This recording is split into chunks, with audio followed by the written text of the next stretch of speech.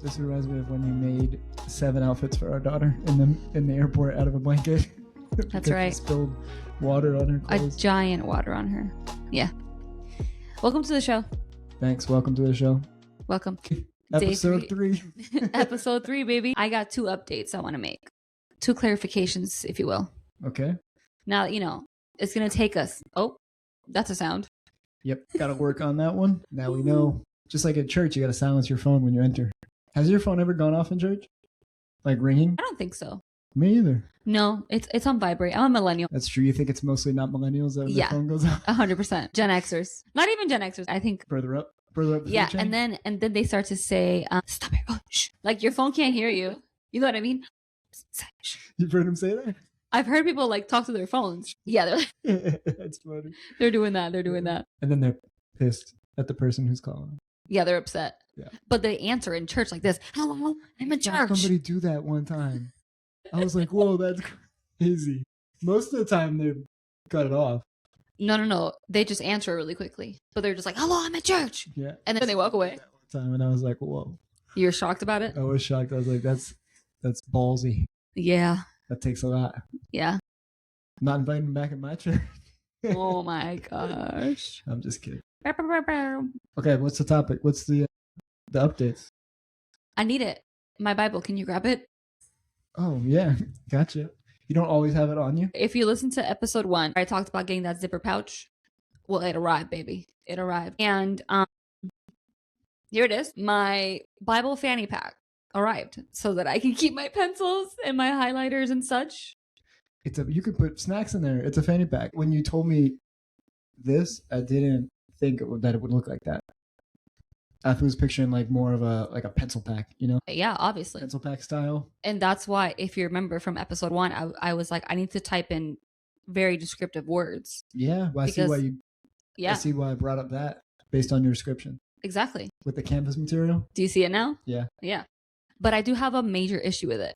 What is it? One issue. It's hard to see that there's some words on it underneath the logo. And it says, you are the hero of your life. And I read that and I thought, not from my Bible. When the hero is clearly Jesus. I said, these 2 things could not be so opposite of each other. I'm surprised that it brought this up when you typed in Bible pencil holder. It wasn't the top result? It wasn't. No. It wasn't the top result. I had to. Result probably said Jesus is the hero. Exactly. Yeah. But I definitely chuckled because I was like, what? No, I'm not. Mm-hmm. That's pretty funny. I am a very much active participant of my story. Yeah. Right. Of my life. I'm very much making decisions and having free will and such. Mm-hmm. But hero of my own story? Wow, that's a lot of pressure. Mm-hmm. That's a whole lot of pressure. Mm-hmm. Praise the Lord. I don't gotta do all that. Doesn't make for such a good headline. You are an active participant in your own life, There is someone who governs above you. Yeah. But it's true. Yeah. And that's freeing. Oh, definitely. That is weight lifted off your shoulders. I think you need to make your own once you learn how to sew. Exactly. And see, this kind of goes back to that initial idea of like, sure, someone thought about this zippered pouch, I would venture to say your take on it would be correct. Well, truthful. We shall see. Anyway, I did put it on the back of my Bible. Like, this is the back of it because I didn't want to ruin like the aesthetic of the front because this Bible is so beautiful. Mm-hmm. So it's currently fanny packing around the butt. Now it's beautiful and fashionable. Maybe I could put it on the inside. I don't know. Anyway, that's update number 1. I'm happy I got it. Nice. It's the one I chose. It's the one I'm going to keep, even if I'm going to allow to use that. I'm going to allow that to be like a conversation starter of sorts. If somebody is like, I can't read what that says, will you tell me? I think the conversation is going to be, is that a fanny pack Bible? Yeah, exactly. A Bible and it even has like an outside pocket here. Yeah, I'm going to put wrong. Just like the word's wrong. And I'm going to pull it out every now and then. Why? Well, because it's wrong. Oh, the tag? Yeah. I thought you were saying like when somebody's wrong, you're going to pull out the word wrong. Maybe. We'll see. My second update is more like a clarification. Mm-hmm. Again, this is episode 3. We're getting used to like making episode sure 300, you're still not going to be perfect. That's true. So it's going to take never. It's going to always be like this. That's right. Where there are always going to be things that you're like, oh man, I wish I would have said that. Yep. And as we were talking about the end of our hobbies, are they stressful or helpful episode, I forgot to say like the main thing of like why I think that hobbies can be stressful right now. And so the hobbies that I want to start are stressful because I love our life. I'm content and satisfied in the things that take time in my day. That it's stressful to be like, well, what do I have to? I'm not saying that I love every single second of every single day. That's impossible. I'm not claiming that. Sure. But I am claiming that there is satisfaction in where the Lord has me right now. That I'm like, well, I would have to like bump something out to fit something else that I really want to pursue in. And that feels stressful, like the tension between those two things. And so, yeah, if you don't know what I'm talking about, then you have to, head over to episode 2. But in a nutshell, that's pretty much what I wanted to say. So what I'm hearing you say is that hobbies are for people who don't like their everyday life. Ooh, yikes. That's a hot take. That's definitely not what I'm trying to say. What I hear you saying is that like you're not at the point in your life and your life is beautiful in as many moments as it can be, that you don't feel the need to maneuver other things around so that you can have something that you enjoy. Like you're enjoying your everyday life. I'll just briefly say my hobby, I think, was fishing for a while. Oh, that's right. Yeah. And was that helpful? Because you were mostly stressful. Really? No. I'm not a very good fisherman. But they don't call it catching. They call it fishing. Fishing. That's right. What do we got on the table today? Well, I didn't mean like the on the table. Like side. On the table. Yeah, I know. On the table. I actually have nothing to report about on the table right now. I do want to ask you what's been bringing you up and what's been tearing you down. There's always something. Doing both things, I think.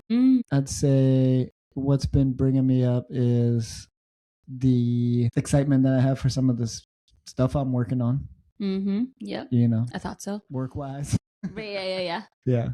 Some of the stuff we're working on, some of the ideas that are maybe starting to happen that I've had. And the podcast is bringing me up too. I like to see stuff kind of having progress towards it. That was for me one of the things that, like, when we first have our children, like in the early days, that's one of the things that is stressful for me, is the pause that has to happen in order to be with our children in like the earlier days, because everything is just all over the place, upside down. And that's something that thankfully God has allowed to, through wise people, show me and reveal to me and teach me better ways of how to operate in those days. And giving me peace in being able to like tamp down my expectations for desires to do ideas. Just like the realization that I need to pause for a season. For a season, baby. On some of the things. Which I totally love, because I love it now. Anyways, I should say. For a while, that was something. It was stressful. Stressful. I know. But so that's been stuff that's been bringing me up. What's been bringing me down? I got a couple of things that I don't really want to say on the record. Really? Oh, this is off the record then. Thank you for telling me that off the record. We're back on the record. That's tough. Yeah. Some things just stay between husband and wife. Not everything's going to go on the internet. That's wise. I'd say a lot of things stay between husband and wife. A lot. Yes, clearly. What about you? What's been bringing you up, tearing you down? Well, our compost garden, actually. Tearing you down? Or bringing you up? Bringing me up. Do you feel like I've gone to the compost garden more than our actual garden, like ever before? I don't think I've ever seen you in our actual garden. I've seen you in the compost a lot, though. It's been kind of fun to walk over there into the wild and be like, what's going on here? And it's been cool. So yesterday, we went out there and we were just like picking for beans, which context with the beans. Nice. That was cool. We thought that we had some green beans growing. Not green beans. We thought we had some snap peas, because our neighbor had given us some from her garden, and we just like chucked the rest into the compost, and our compost section just started growing a garden apart from like all of our garden beds. So we were like, what is this? A whole new thing. And we've been going over there and the kids had just been eating them as if they're just like snap peas or green beans or just straight like that. And a few days ago we walked over there and we noticed some really dry ones. So we grabbed those and started to open them. And I'm like, these look a whole lot like pinto beans. What's going on here? And we realized that they were. They were, in fact, pinto beans. They were definitely, because they were like brown with beautiful little whites on them. I might already have an Instagram reel on my page just showing you a quick little harvesting of the beans. It was pretty funny because I'm like, how did we get these? You see, because there was once a sensory bin filled with pinto beans. Those beans stayed outside, and so what happened is they got wet and mushy and kind of, like moldy. So we chucked that bin into the compost bin, and here we are. Now we're growing pinto beans. And so it's kind of cool to just like walk out there and be like, oh, like the Lord made this happen. That was a great surprise. Yeah. That was a great surprise. Also, if you look at it from the other side, it could be tearing it down, because it's like, look at this thing grew so well without us doing anything, and we spent so much time and energy on the actual garden. On the actual most garden. Most of the stuff got eaten by caterpillars or mildew on it. You know what it reminds me of? Of the fact that I'm like not the hero of my own story. Not according to your pouch. I think maybe the Lord is just sovereign even over our gardening. So I'll take it. So we thought that we would just play like a fun little game for this episode. Yeah. It's called Not Just Sundays. It's a card game. I keep wanting to call it Sons of Sunday. Yeah. No, that's a band. We'd never played it before. My mom got us this game. And so she's got one. She hasn't been able to play it. I texted her. I said, we're playing this game on the podcast. And she said, oh, that's so cool. So here's what it looks like. I'm handing it to you. I thought you were just showing it. It looks great. Yeah, it's the branding of this is so cute. Do we think that we're going to go straight for the deeper questions? I think we should do one of each. I want to get a sense of what this game is about. Okay, let's do it. There's always rules, and the women always read them. Guys never do. So I guess I'll do that part. Let's see. Pick a level, shuffle the deck. Someone draws, reads the card. Everyone responds. Everyone, that's me. And you. You'll never know what you'll find when you're truly present. Oh, well. All right, then. So this is going to be your turn for me. I'm answering this, is what you're saying. Okay. Right? You read the instructions. All right. What's something this week that helped you grow emotionally, mentally, or spiritually? So I have a friend, and she's got a friend who she went into labor, and she wasn't really supposed to be going into labor yet, but she got induced. And so my friend set up a meal train for her, so her friends could come alongside her other friend, who I don't know her, to bring her a meal while she comes home from having this baby. And I was like, oh, that feels like a lot. Like, I don't even know this girl. But I signed up for it, like, without even thinking about it. I just picked Tuesday, and I was like, great, I'll bring you a meal. And what was encouraging, I guess, is this whole past week, your dad's taken time off work. So he's been coming over and like cooking dinner with us and for us and all the things. And so one of those days we had chicken soup. And so he walked in on the day, I think, that I signed up for the meal train. Yeah. I don't think I've ever told you this yet. No. Okay. Yeah. He walked in with the soup. He's like, hey, this one's for eating. This one's for freezing. And I was like, okay, great. Now we have these leftovers, like the one that's going to be in the freezer. But I went to go put away what we had for dinner. And it was like the pot was still like half full. And I thought, oh, wait a minute. Like, we already have leftovers. So what do I do with all this soup? And I thought I can bring this to her, and that way I don't have to cook something. So it was a blessing because your dad cooked that food originally. It was another blessing because the Lord gave us more than what we needed because we still have leftovers from the same pot.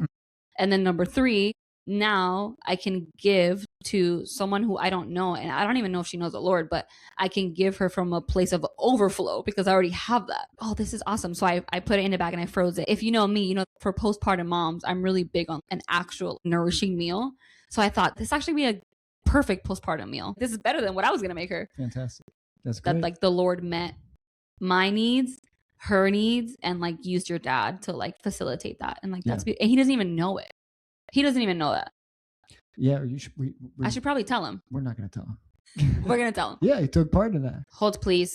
There it is. So in Acts chapter 20, when Paul is going to meet with the Ephesian elders, he says, I have never coveted anyone's silver or gold or fine clothes. You know that these hands of mine have worked to supply my own needs and even the needs of those who are with me. And I have been a constant example of how you can help those in need by working hard. You should remember the words of the Lord Jesus. It is more blessed to give than to receive. That's the verse that came to mind. It is more blessed to give than to receive. And so I could keep that soup, and we probably would need it in some rainy day, you know, but we don't need it right now. Yeah. So it's more than we need. It's way more than enough. Love it. And you know what? When you give her that soup, you know what she's not going to say? You didn't make this. I know. Yeah. Yeah. You know what? Thank you for saying that, because in the beginning of the verse, it's saying like, you know, we can help people by working hard. And I was like, oh no, like, am I a fraud because I didn't cook this for her? But I don't think that's what that verse is saying. I didn't like study and like look into commentary about like exactly what it is that he's trying to say there. But at first, the enemy was real quickly was going to be like, you didn't make that for her. Yeah. That's exactly what happened. And well, I was like, what? That's not my heart. Yeah, I don't think God's gonna be mad that you're giving a girl who needs a meal some soup. Love it. Thank Yeah. you for sharing. Okay, that's not fair. You know this already. Mhm. Where do you think I'd sit at church? The front row, the middle row, or the back row? I think in the front row. Front row.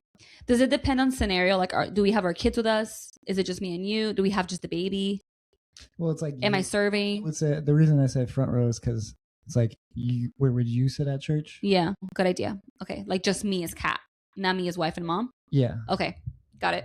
Continue. that's my answer. In the front row. Yeah, we sat in the front row. Well, normally we're mid row, I'd say. Sometimes we're back row. Sometimes we're back row, and I don't like to be the back row. It's just that Yeah. we have quick exit access if one of the kids needs is like, I have to go poop. Yeah. Then we're like, we gotta go. Hmm. But if I had my pick, it would always be the front row. And primarily because I have one working ear, man. And if I want to get good notes, You're like, wow, you're brave. You ever sat in the front row in a movie theater? no, that's the weird. front row. My neck hurts when you do that. Did that a couple times and I was like, this is kind of cool. I do not like that. Okay, movie theater. We're talking about church. Church front row. Movie theater way up, at like the top row. Last row Oh yeah, definitely. with everybody else. Here we go. Yeah. I'm going with the top one. Good choice. Can't read your own card. Guess you could. It doesn't matter. What's something you prayed for in one season that you wouldn't pray for now? I love how they use the word season. I know, right? I wouldn't ask the Lord to give me patience these days. Oh, that's what I was thinking. Yeah. I used to do that a lot. Yeah, same. I used to be like, Lord, give me patience for this day. And so now when I catch myself praying those words, I'm like, actually, Lord, thank you that you've already given me the power to have patience. So give me opportunities to exercise said patience. Maybe someone gets like a technicality. I think the Lord has just shown me that he's already given me what I need for a godly life, and patience is included in that. And so I don't have to pray for something that I already have. If I choose to use it or not, that's a whole nother conversation. Mm-hmm. But I don't have to ask him for that because he's already given me what I need. So that's what I would say. That's a good one. Do you think that praying for patience is more of just like a general, like it's a little too broad and you're trying to get a little more specific? Yeah. I think sometimes we get stuck in general prayers, like just like going through the motions of just like praying the same things over and over.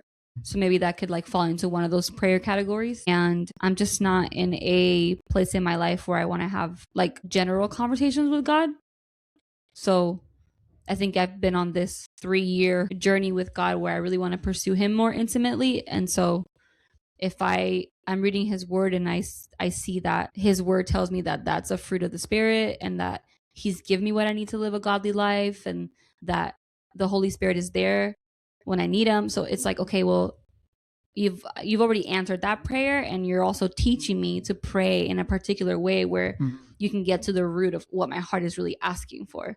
Because when we pray for patience, are we asking so that we can respond patiently, or is it more like to kind of just like ride the wave and not really be present in that moment? I don't know if that really makes sense, but like, is it give me patience so that I don't have to deal with, Right, that's what I was going to say. Like escapism kind of thing, versus being like, well, I already have the patience. So if there's an opportunity where I need to use that patience, then remind me of that in the moment so I can be quick to respond. To respond rightly.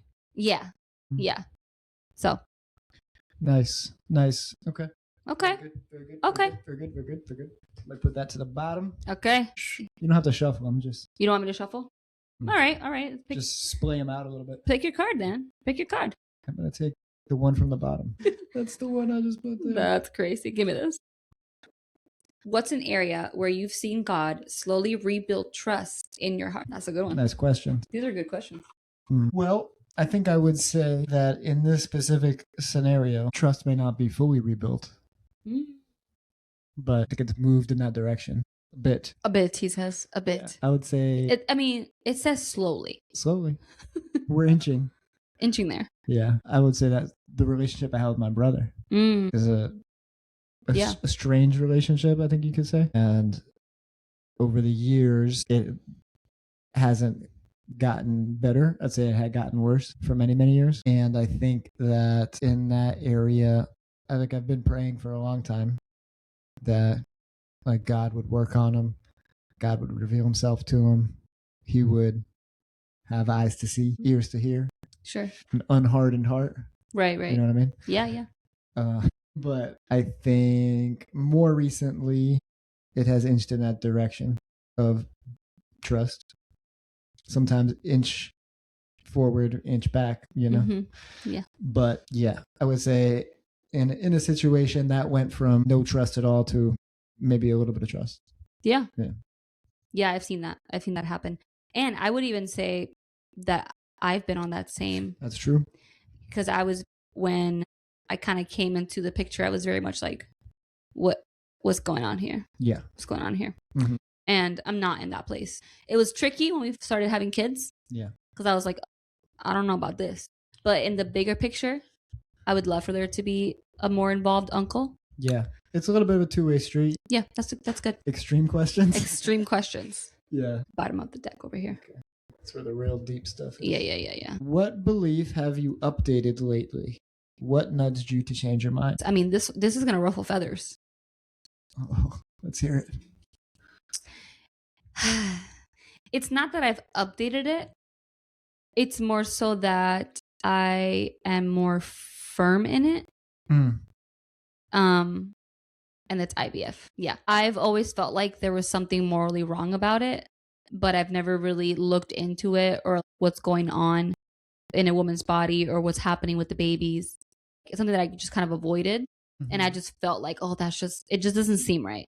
Over the past, I don't know, recently, a year, 2 years, I've been more aware of just the scenarios that play out, the very low success rates, a lot of first-time transfers, babies die. I've seen a lot of videos and like women sharing their stories about how you go into it thinking that you're going to do it in a very particular way, and you kind of feel trapped by it, and that's something that just carries along with you. And so I think just from hearing a lot of women's story going through it, like years and decades down the road, mm-hmm. has just solidified the fact that those babies in those dishes are just as valuable as any other baby. And if I am going to be pro-life, then it's going to be every life, because every single person is made in the image of God. And so that's something that I've just been more solidified on. And don't hear me saying like, too bad you want babies, you don't get them. You know, that's not how I'm saying it. Do I believe that every good and perfect gift is from above and children are those? We're not owed children, that they are gifts 100%, because that's what scripture tells us. But I'm also not trying to be insensitive to infertility and things like that. Mm-hmm. But it is just something that is just very morally wrong. Yeah, that's my... And what nudged me, I guess, to answer the nudging part is, yeah, I think just like actually wanting to take off the glasses and like look at how it's actually done. And yeah, like the effects it can have on women and babies. Yeah. I think it's really a question of kind of what it boils down to is a question of life at conception. If you believe life starts at conception. Yeah. Like, do those babies have value or not? Mm-hmm. Yeah. Mm-hmm. Yeah. And it's also important to say that two things can be true at the same time. One is that we believe IVF is the wrong route for the means. The ends don't justify the means. Yeah. And we still love absolutely. Yeah. Babies who were created through IVF, parents who chose to do IVF. Yeah, exactly. A lot of people think that you can't have both right. beliefs at the same time. Where correct. If you say something, have a stance on something is against what somebody else's stance is, then like you're against the person. Then you're against the person. Yeah, and that's where critical thinking needs to come in. Yes. And we need to precisely. Yeah. And just because I love somebody doesn't mean that I agree with every choice that you make. Yeah. In fact, because I love you, I'm able to tell you, I don't agree with that. And here's why. And you still have the opportunity to dismiss what I'm saying, take it, leave it, like all, like mm-hmm. that's, yeah. But doesn't change your love. Yeah, absolutely. But those are like the beautiful relationships that we can have with people, mm-hmm. because we're able to have those really hard conversations and know like we're still solid, even if we have different perspectives on this. Mm-hmm. When was the last time you asked God what was on his heart and what did he say? Whoa. Oh, go on. Yikes. There are a few times that actually come to mind. Oh, okay. Well, give them to us. I typically, in my prayers, would say, your will be done. Mm-hmm. I think that's maybe a Catholic thing that was like drilled in my head. Yeah. It's part of the Lord's Prayer. But I try to, as best as I can, remember life is not about everything that I want. And I try to be mindful of not trying to treat God like a genie and just pray for things that I want and I want and I want because I want them, you know? Yeah. Like a child. Like a child. So I think even most recently as this podcast, I have prayed if this is something that we should do to like let it be known. Mm-hmm. And I've prayed for like business goals and like avenues that I'm trying to go down. Yeah. For them to be blessed or not blessed, and for me to realize that as soon as possible. And I've not really heard God say like yes, no, you know, or a thing. But some people would say you're couching this as a get out of jail free card sort of thing. Whereas I would recognize God's hand on something as it works out. It goes smoothly, you know, and if it doesn't go smoothly and there's a lot of obstacles in the way or something presents itself that just seems like it's a hurdle that's going to be too rough to jump over, not hard to jump over. I'm not saying everything should just flow easily and come to you, but if it's like, this is kind of rough, you know? Yeah. Rough going, like nothing's really working out. Doors are closed and I'm feeling like I'm trying to beat my way through this. Right. You know, then like I would say that that's God's telling me yes or no. This ain't the path. Yeah. What about my testimony surprised you? Okay. I've asked you a few times. So when did you like meet Jesus? You were like, I just kind of like knew him because he did the catechism and did all the things. I don't remember you telling me that there was this specific moment. Yeah. You know? And I think that surprised me. Yeah. I think that you have shared with me that you had this like coming to the Lord moment in your room when you prayed and you were like, okay. Right? Yeah. I think a lot of people would have a similar testimony to me. You think so? Like a gradual over the years, but not like a one moment that they can pinpoint.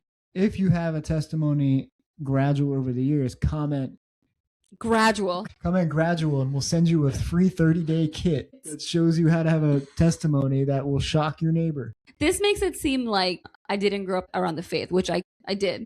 You don't know my story yet. So it kind of is like a whole gradual. Jesus is always around. I knew he was real, but yeah. Are you getting a little self-conscious about your testimony right now? No, not self-conscious. I just don't want to dishonor my parents and then be like, what is she talking about? It was a surprise to her. Like we raised her, you know, so that's what I don't want it to come off like.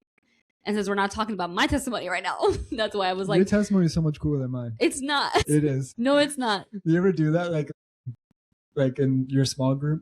Like try to like someone shares their like a share the testimony or whatever. Yeah. We've done it. And then like somebody and you're like, whoa, that story is crazy. You're like, you were stranded on a desert and a whole helicopter came and it swooped you up. Yeah. And the Lord himself said, here, take my hand. Yeah. You prayed. That's what it feels like sometimes though. I know. That really is what it feels like. I know, that's funny. Yeah. Yeah. At the men's group that I was actually not the most recent one that I was in, but maybe like 2 times ago, it was like 4 guys in it, and we were sharing our testimonies, and then the group kind of ended abruptly, like season wise. Yeah, that was the only one that didn't. Oh, that's right. Do you want to share it? Yeah, but maybe on another episode. I have something else that shocked me about your testimony. All right, my testimony was shocking. It was shocking. Well, just because, not that, because. I hate to say this out loud, but I don't think about your testimony that often. Yeah. So I'm shocked about that. So I'm just trying to like really? It's not just, so I'm like trying to think through it now. That's why I'm like, wait, I feel like you've like lived my testimony. I've lived it? Yeah, like you've been with you in it? Yeah, like through it. Okay, that's what I was going to say. You were raised Catholic and you met this girl and now all of a sudden she's taking you to Christian Protestant church. And there was nothing said about, oh, this is not what I do. You just came. And so that's also kind of shocking too. Because it wasn't like we had this sit down conversation and we're like, I'm Protestant. And you're like, well, I'm raised Catholic. Because I wasn't very Catholic. If you would have sat me down and been like, I'm Protestant, and I would have been like, what is that? I'm Catholic. Cool. Yeah. And you're like, what does that mean? And I would say, I don't know. There's organs. And then there's Catholic. The meat, but the instrument, there's holy water. Right. No, I mean, I knew some stuff, but it's just what I grew up in. And I never really questioned it. And I never really knew anything else outside of it. Yeah. I didn't know the differences. I didn't know the core doctrines. I didn't know the Reformation. It was just what we did. And I wasn't Catholic. We're talking about like up until high school. I know some people are like very scholarly and very interested in religion and critical thinkers in early ages. That wasn't me. I wasn't thinking about that. Yeah. So I never really even spent the time to question what I had believed or had been taught in that area. And sometimes in other areas too. I had no loyalty. Wow. You know, I wasn't going to be a Muslim, but like I knew obvious truths. Right. You knew there is a God and his name is Jesus Christ. Yeah, of course. But yeah, I didn't know the details, you know? Yeah. So. I mean, even I didn't know the details until we had kids, and I was like, I want to start learning way more about my faith. Yeah. Because it's not a blind faith. We are called to think critically. So it is cool. Yeah. Having kids was a time where a lot of stuff got thrown under the magnifying glass. Yes. Absolutely. Yeah. How can we, why do we think what we think? Why do we believe what we believe? Yeah. Mm-hmm. And we've been sorting through that ever since. Yeah. And plan to do that on this podcast. Yeah. Okay. So now you get to tell me what surprised you the most about my testimony. What surprised me the most about your testimony? Maybe it wasn't surprising at all. Think about it. I don't just want to say like the opposite of what you said, but that was kind of shocking to me where you just had like a... Oh yeah, I need to drink water. Yeah, I think that was shocking to me that it was the opposite. That makes sense. And then it happened like at one night in a moment in a youth group. Camp. Yeah. Also that you enjoyed your church camp. That's shocking to you. Shocking to me. Yeah, loved it. Yeah, I hate is a strong word. Hate is a strong word. Can't say that. Can't hate church camp. Right. Something in the Bible about that. The lived out expression of your family's faith playing a part in your testimony was shocking to me too.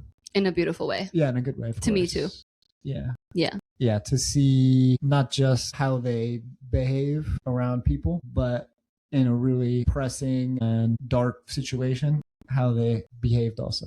Yeah. Yeah. Are you referring to when my grandma died? No, I'm not. But that part too. Yeah. Mm-hmm. That is a really beautiful, rich part of the faith in my family. Because, I grew up in a Christian home. And so we all had the same faith. I just want to take a second to honor my parents then, because they sure aren't perfect. Waking up on Saturdays and see my mom read her Bible with her coffee in hand and her peace and quiet before we woke up, just spending her time. It was just so important for her. And it's always been the most important relationship in her life. And that's just like engraved in my brain as such a beautiful picture of using your time to spend in the Word. And so much of my family, like my aunts, grandparents, in ministry for decades. Yes. My dad, I've seen him just be transformed. My dad is like a whole new person. And so just being able to be an adult and see that. Very wise. Yeah. Dad, I mean, when I have questions, my dad is really my go-to guy. I just wanted to take a second to just honor my parents and say thank you. I'm so thankful. La, la, la, la, la, la, la. All right. That's all we have for today. Nice. It's late. We're going to sleep before these kids wake up. All right. Let's do it. Bye-bye. Bye. It's a blanket. It's pajamas. It's a blanket.